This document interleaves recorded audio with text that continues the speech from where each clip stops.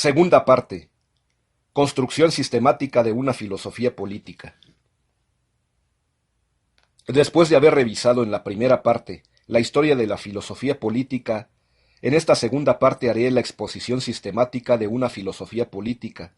Esto es, trataré de construir una teoría filosófica política para la actualidad, para nuestra situación histórico-cultural, mexicana y latinoamericana, pero inserta en el marco mundial. Tendrá la peculiaridad de que deseo construirla desde una perspectiva filosófica concreta, a saber, hermenéutica, y más concretamente, hermenéutico-analógica. Desde esta perspectiva que nos da la hermenéutica analógica, tenemos en primer lugar una visualización desde la hermenéutica, o teoría de la interpretación, y además en segundo lugar, analógica, esto es, que interpreta la realidad desde la analogía como punto de vista, la cual es intermedia entre la univocidad y la equivocidad. Es lo que nos transmitieron desde los orígenes los pitagóricos, según lo vimos en la parte histórica, y que ahora trataremos de revivir y revitalizar.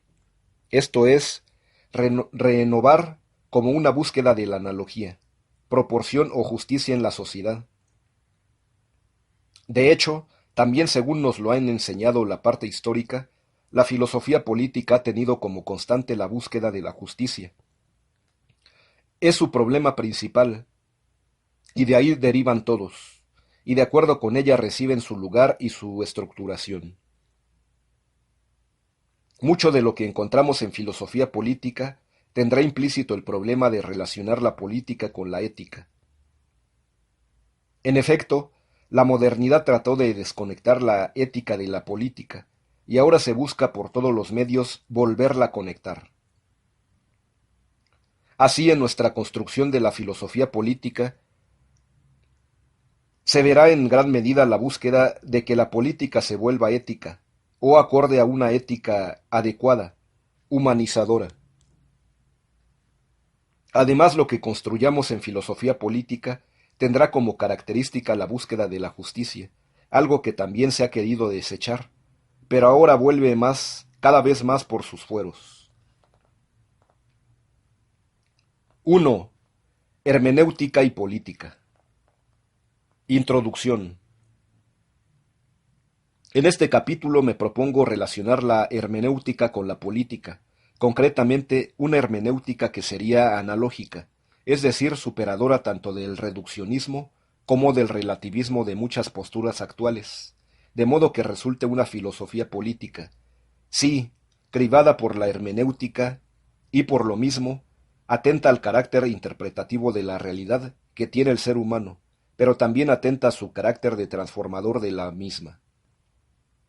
Sobre el supuesto de la hermenéutica en la filosofía política, confróntese Guy Warke, Justice and Interpretation, Cambridge, The Myth Press, 1993, páginas 1 a 12, donde habla de un giro hermenéutica.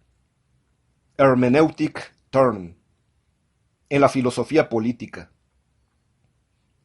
Para una ampliación de la hermenéutica analógica en la filosofía política, confróntese D. E. García González, Hermenéutica analógica, política y cultura.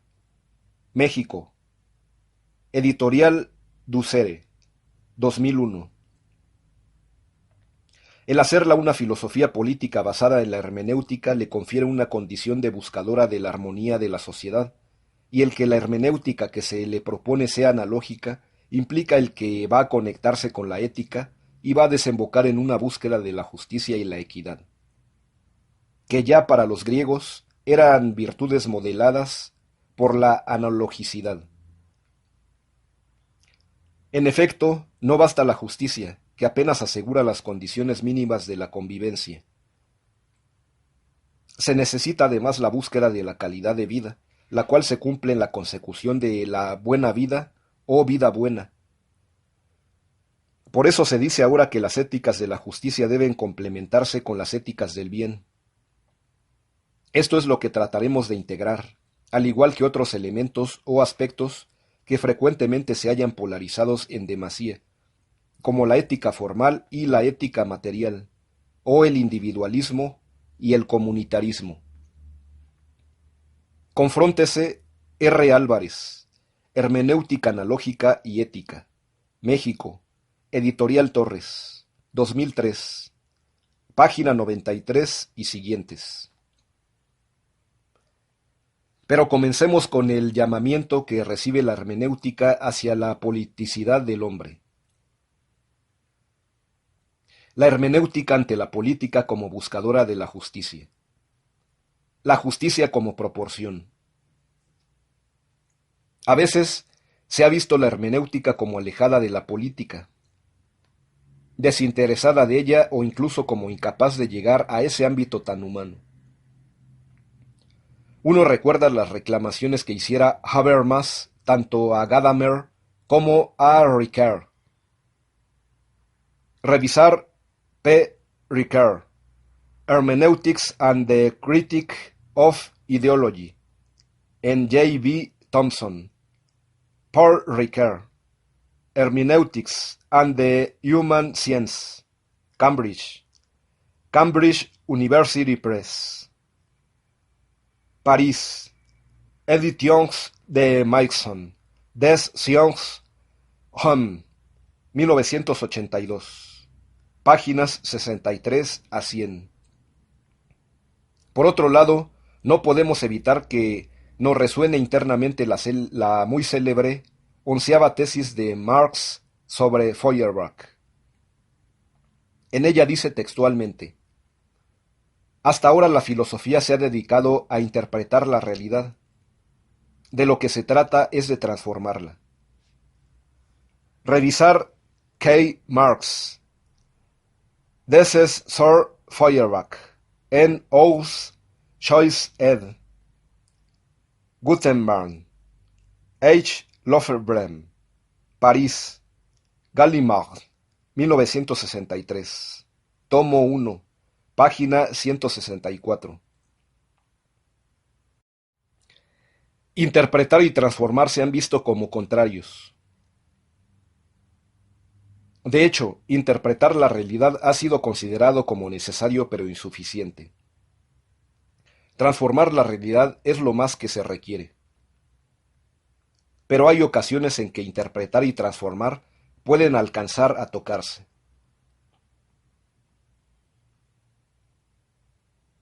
En cuanto se interpreta para transformar, hubo un autor que llegó a sostener que ya el interpretar es transformar. Fue Juan David García Vaca, quien usaba la palabra transubstanciar.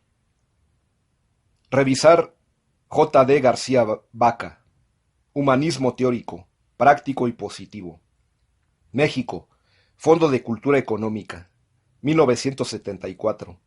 Segunda edición, página 17.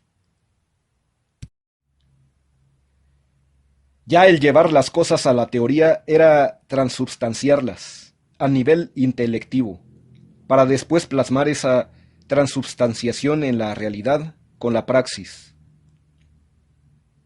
En esa línea podemos decir que hay interpretaciones transformadoras. Una de ellas es la utopía. Y la utopía tiene de fondo el empeño de hacer que la política sea acorde con la ética, con una ética adecuada al hombre. Hay que hacer, pues, una interpretación que sea transformadora. Por lo menos que ayude a transformar, como lo hace la utopía. Inclusive, ya en eso la interpretación es transformadora de la realidad, porque busca cauces de cambio.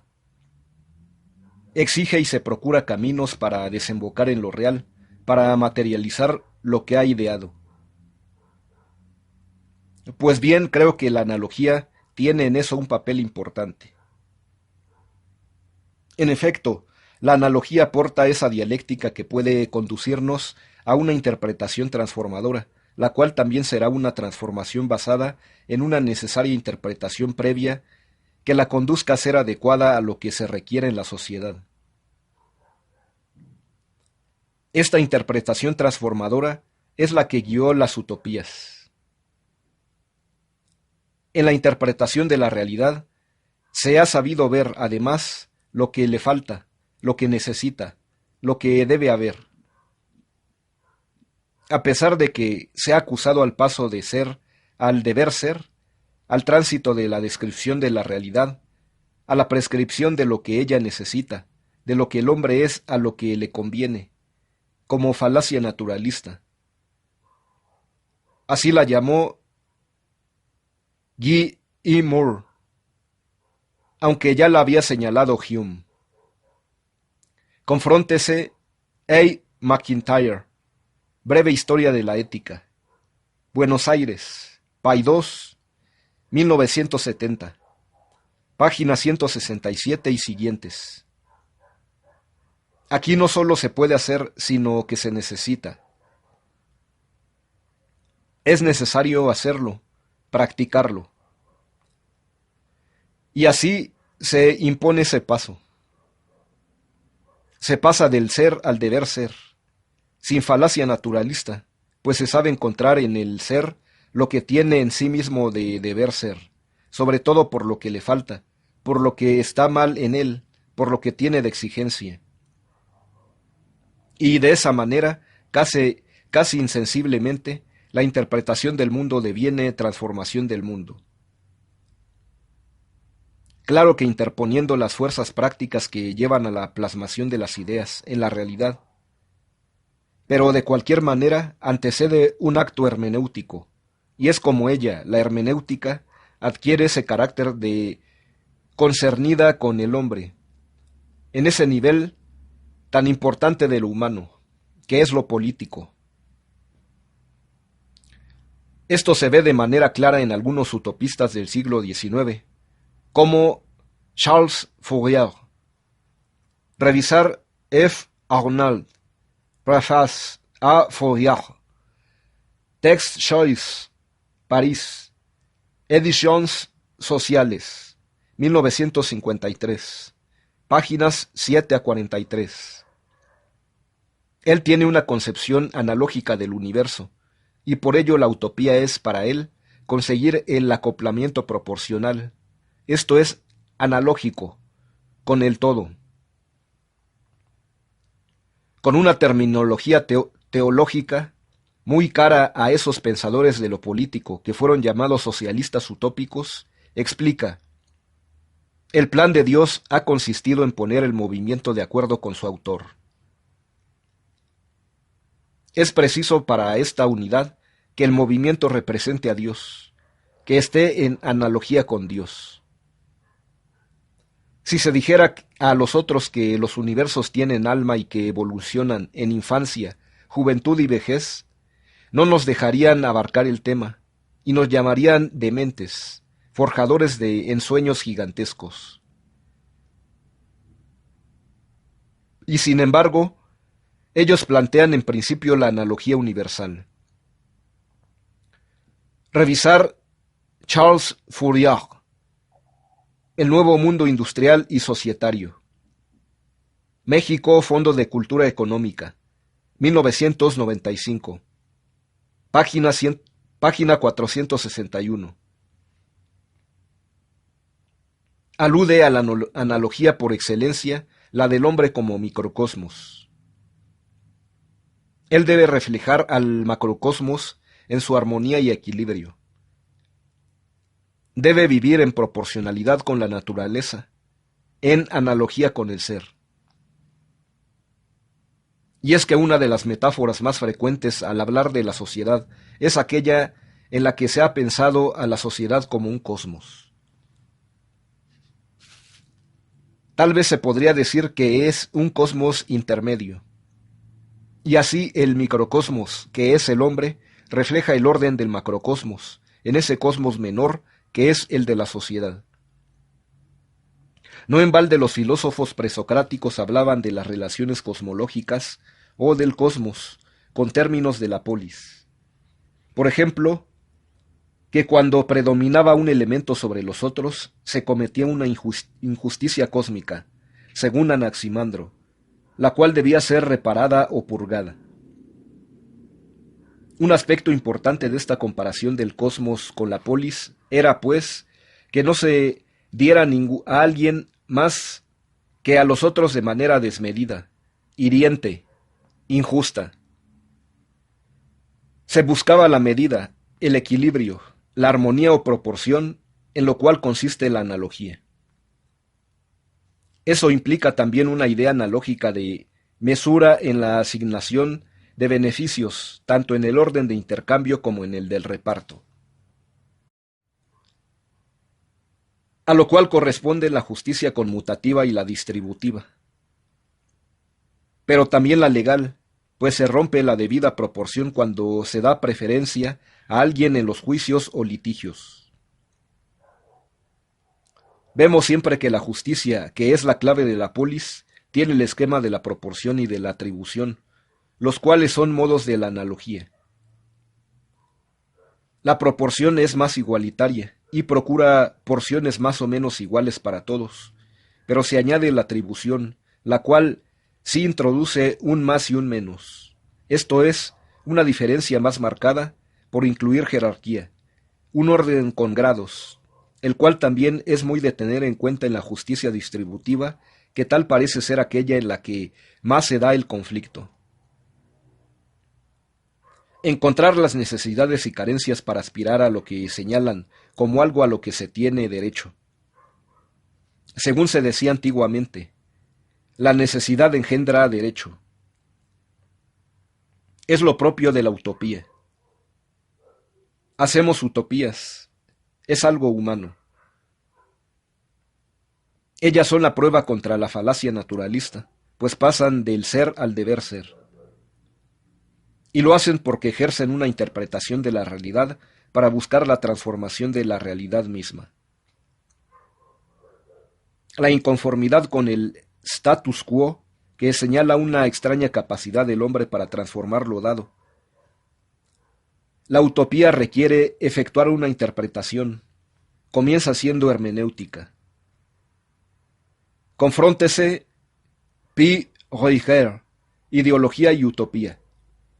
Barcelona, Guediza, 1989. Página 136 y siguientes. Pasa después a ser praxis, mueve a la transformación.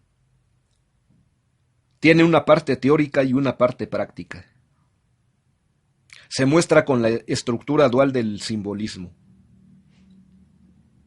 El símbolo une dos partes y las conecta, indefectiblemente.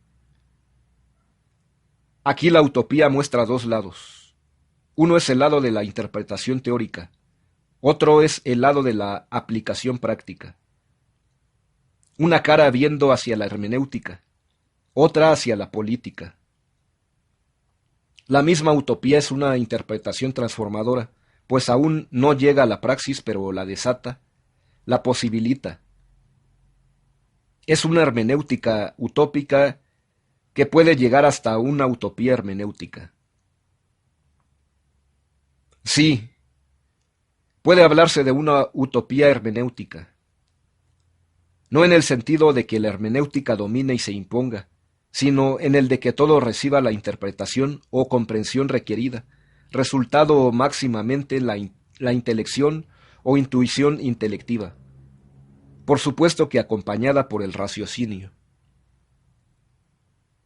Toma el lado de la comprensión intelectual, que tiende a lo sapiencial, ya que en la sabiduría predomina la intelección sobre el raciocinio. Ello hace que la ontología encuentre aquí un lugar, y por cierto muy principal, ya que la ontología es la que máximamente señala el orden, que es propio de lo sapiencial. Una hermenéutica abierta a lo sapiencial admite una ontología, desemboca en ella, y la usa porque la necesita, para transformar, para encauzar las fuerzas prácticas que nos llevan a moldear la realidad, sobre todo la realidad social. Hermenéutica utópica transformadora. Y así como se trata de una utopía hermenéutica, también se trata de una hermenéutica utópica, no en el sentido de que se oponga a una hermenéutica científica, como antes se opuso un socialismo científico al socialismo utópico, al que despreciaba, sino en el de que es una hermenéutica no cientificista, sino, como ya se dijo, abierta, no reduccionista, sino con apertura, emergentista, superviviente, que acepta la supervivencia o el sobrevenir de algo que se gesta a partir de sus propios principios y virtudes. Eso que sobreviene, que resulta que surge, es algo distinto y nuevo, un análogo, un producto utópico, que no corresponde a nada anterior, que lo sobrepasa y lo transgrede, que lo trasciende, que lo sobrepuja todo lo anterior, y se aboca osadamente a lo inédito y anecdótico, es decir, a lo que todavía no ha sido dicho ni publicado, a lo que sólo tiene lugar por la inventiva del hombre, por la conjunción de su intelecto y de su raciocinio, más aún, de su entendimiento y su voluntad, de su teoría y de su praxis. Y esto viene a ser una obligación del filósofo, según la cual actúa como hermeneuta, pero en funciones de filósofo social o político, al modo como muchas veces, semióticamente, encontramos la metáfora en funciones de metonimia, fungiendo la utopía como indicador de la realidad, haciendo que se entrecrucen lo metafórico y lo metonímico. Confróntese M. Beuchot. Hermenéutica, analogía, metonimia y metáfora. En M. Beuchot. A. Velasco. Compiladores. Perspectivas y horizontes de la hermenéutica en las humanidades, el arte y las ciencias. Memoria. Tercera jornada de hermenéutica. 1999. México. UNAM. 2001. Páginas 77 a 85. Es precisamente la analogía, como lo sostuvieron de maneras muy diferentes entre sí Roman Jakobson y Octavio Paz, la que puede conjuntar ese lado metafórico y ese lado metonímico del discurso humano. Por ello es lo que puede reunir y acordar utopía y realismo, hermenéutica y política.